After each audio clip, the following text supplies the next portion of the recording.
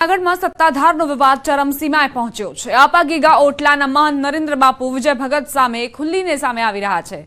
નરેન્દ્ર બાપુએ વિજય બાપુની સામે ભ્રષ્ટાચાર વ્યાભિચારના ગંભીર આક્ષેપો કર્યા। નરેન્દ્ર બાપુ શનિવારે સત્તાધાર પહોંચ્યા અને વિજય બાપુને જાહેરમાં ચર્ચા કરવા ખુલ્લો પડકાર ફેંક્યો। તો બીજી તરફ આપા ગીગાના પરિવારજન મોટાભાઈ સવટ વિજય બાપુના સમર્થનમાં આવ્યા અને આક્ષેપોને ફગાવ્યા। ગીતાબેનના બંગલાને લઈને પણ ખુલાસો કર્યો। મારે ઘર્ષણ નથી કરવું, આજે તમે સમજી લેજો। હું ઘર્ષણથી ફાટી નથી પડતો। એનો પાથરો હું ને વિજય ભગત આમને સામને વાત કરીએ। કીધું મેં ના પાડી, મેં એમ કીધું ભાઈ તમે આવી જાઓ। વિજય ભગત ને મોટા ભાઈને જેને આવવું હોય એને, તો તમે એને કેમ ન કીધું કે આ પુરાવાઓ ખોટા છે, તમે તમારી પાસે સાચા પુરાવા હોય લાવો।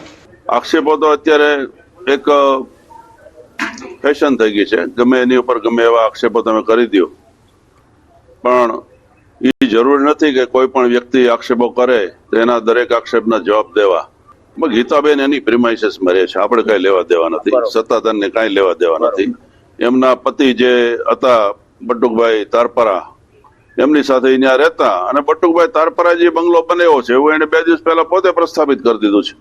પેલા વાત તો એવી થતી હતી કે બાપુ અહીંથી 4 કરોડ રૂપિયા આપ્યા, 5 કરોડ રૂપિયા આપ્યા, એનો બંગલો બનાવી દીધો। હવે મૂળ બંગલો ખાલી 4.5 લાખમાં બન્યો છે।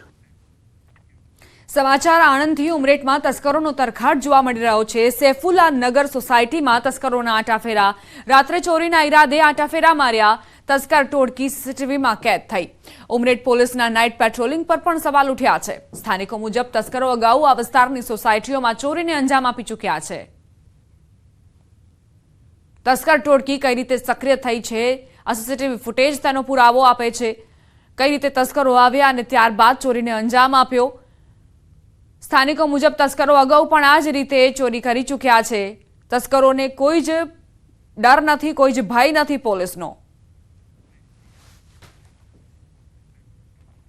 કચ્છ સરહદથી ઝડપાયો ઘૂસણખોર, પાકિસ્તાની ઘૂસણખોર ઝડપાયો હોવાની જાણકારી બીએસએફના જવાનોએ આરોપીને ઝડપી પાડ્યો છે। ઘૂસણખોર પાકિસ્તાનના સિંધનો વતની હોવાની જાણકારી બીએસએફે આપી છે। બીએસએફે ઘૂસણખોરની સઘન પૂછપરછ હાથ ધરી છે। આણંદથી સમાચાર, નાવડી પલટી જતા 3 લોકોના મોત થયા છે।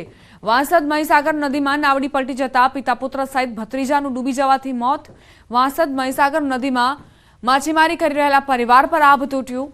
નાવડી પલટી જતા ડૂબતા 3 લોકોના મોત થયા છે, જેમાં પુત્ર, પિતા અને ભત્રીજાનો સમાવેશ થાય છે। પુત્ર અને ભત્રીજાને બચાવવા જતા પિતાનું પણ ડૂબી જવાથી મોત નીપજ્યું હતું।